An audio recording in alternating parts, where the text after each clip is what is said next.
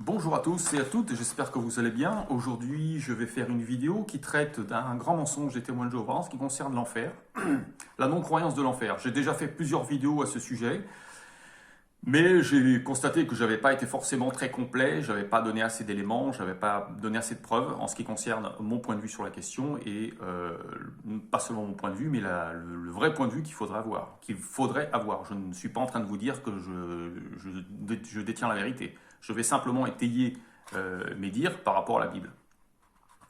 Donc, un vrai témoin du Christ, un vrai témoin même de Dieu, en quoi se caractérise-t-il? C'est déjà un témoin qui ne ment pas. Quand vous prenez Proverbe, chapitre 14, verset 5, un témoin fidèle ne ment pas, mais un faux témoin ment comme il respire.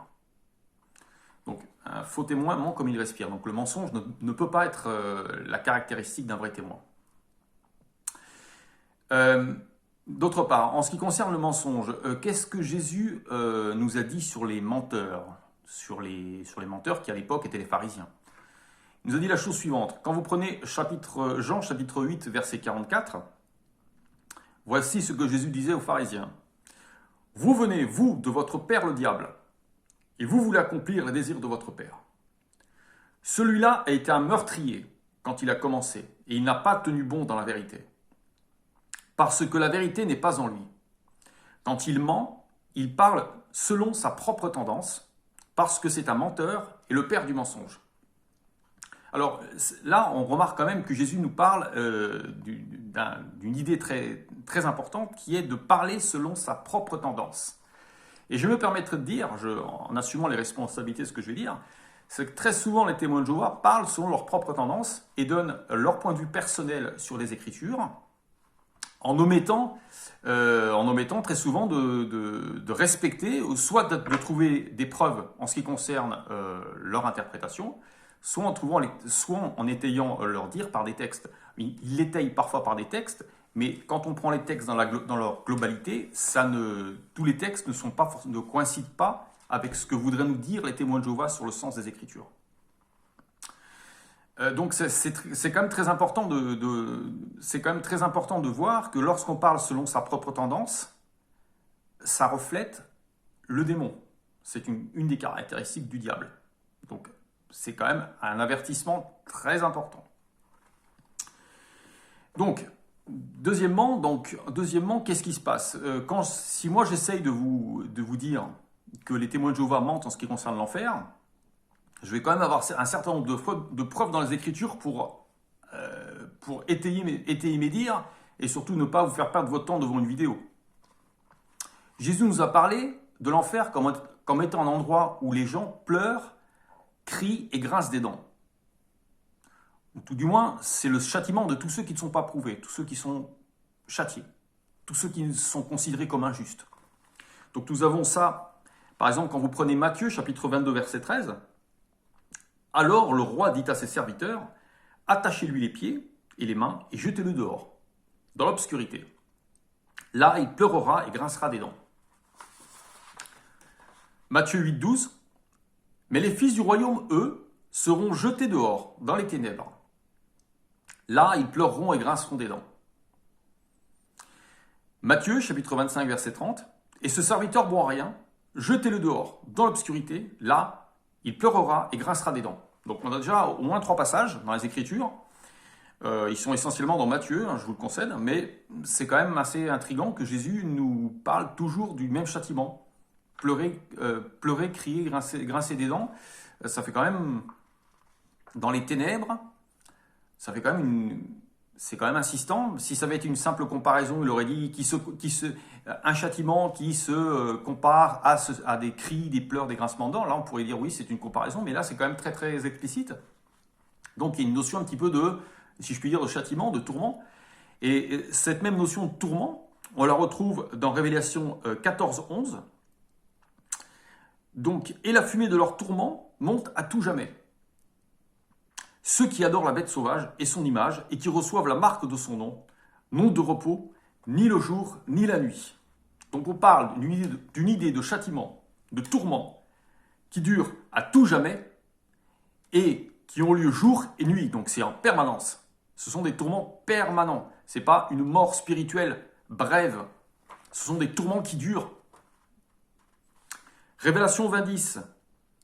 Et le diable qui les égarait a été jeté dans le lac de feu et de soufre où se trouvait déjà la bête sauvage et le faux prophète. Et ils seront tourmentés jour et nuit à tout jamais. Là encore, même idée. Révélation 20:15. Et tous ceux dont le nom n'était pas écrit dans le livre de vie ont été jetés dans le lac de feu. Donc, qu'est-ce qui se passe et qui ira dans le lac de feu? Est-ce que vous savez qui ira dans le lac de feu? Prenons Révélation 21:8.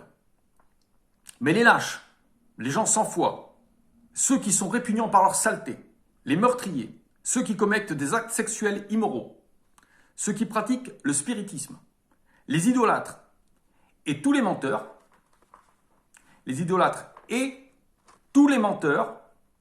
finiront dans le lac de feu et de soufre.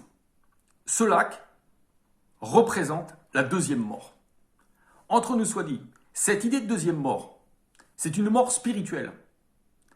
Mais cette mort spirituelle ne veut pas dire que les gens cesseront complètement d'exister. Ce sera une mort, c'est-à-dire qu'au niveau spirituel, ils ne pourront plus rien faire, mais ils seront tourmentés. Donc, voici, je vous ai présenté les versets de la Bible qui parlent de l'enfer. Je vous ai démontré que ça existait. Donc, je viens de vous démontrer que les témoins de Jéhovah sont en train de mentir en ce qui concerne la non-croyance de l'enfer. Les témoins de Jéhovah ont hérité cette croyance des adventistes, qui sont également donc dans l'erreur, je dirais même dans le mensonge. Mais les témoins de Jéhovah qui se vantent de connaître les Écritures, de nous faire des traductions, des nouvelles traductions régulièrement, d'étudier la Bible. Ils lisent la Bible pendant leur réunion, ils savent très bien, ils connaissent très bien les Écritures. Je me demande, comment peuvent-ils ne pas croire en l'enfer, au vu et au su de tous ces passages, de toutes ces preuves? Là, je ne suis pas en train de raconter je ne suis pas en train de calomnier, je ne suis pas en train de calomnier ni d'inventer des choses. Moi, j'ai lu la Bible. Vous pouvez aussi lire la Bible, tout le monde peut lire la Bible. Après, on va dire, oui, mais Dieu est un Dieu d'amour. Je suis complètement d'accord. Mais même si Dieu est un Dieu d'amour, lorsqu'Adam et Ève dans la Bible ont péché contre Dieu, Dieu leur a dit, d'accord, vous avez péché contre moi, donc vous serez expulsés du paradis, et vous aurez à en payer les conséquences. Vous aurez à en payer les conséquences de vos choix, de votre désobéissance. C'est pas parce que Dieu, il respecte, il nous donne le libre, il nous donne le choix. On peut choisir le bien ou le mal, on peut choisir d'obéir ou de ne pas obéir, mais lui va nous respecter, il va respecter nos choix. Donc les gens qui décident de mentir, les gens qui décident d'être des meurtriers, les gens qui décident d'être des pécheurs, et qui pratiquent le péché, qui pratiquent le mensonge, et qui insistent dans leur mensonge, Dieu va leur dire, d'accord, si tu es un menteur, comme je viens de vous le dire en Révélation 21:8, tous les menteurs iront dans le lac de feu et de soufre. Donc c'est valable pour tous. Quand vous avez quand vous avez des religions chrétiennes qui vous inventent des théories qui ne sont pas bibliques, par exemple le culte de la Vierge qui n'est pas biblique, le culte des saints qui n'est pas biblique, ce sont des mensonges, donc potentiellement je vous laisse imaginer ce qui va se passer. Donc éloignez-vous des menteurs. Pratiquez votre religion, pratiquez l'adoration du vrai Dieu, suivez le Christ, mais dans la vérité. Pas en suivant des menteurs, pour votre propre sécurité, pour votre propre bien. Voilà, soyez tous bénis, je vous aime, surtout essayez de vous voir par vous-même par rapport au texte que je vous ai mentionné, que je vais indiquer sous la vidéo, donc vous pourrez les retrouver sous la vidéo, et vous aurez les preuves de ce que je viens de vous dire. Voilà, j'attends vos réflexions, vos objections, et je vous souhaite à tous une excellente fin de journée. À très bientôt.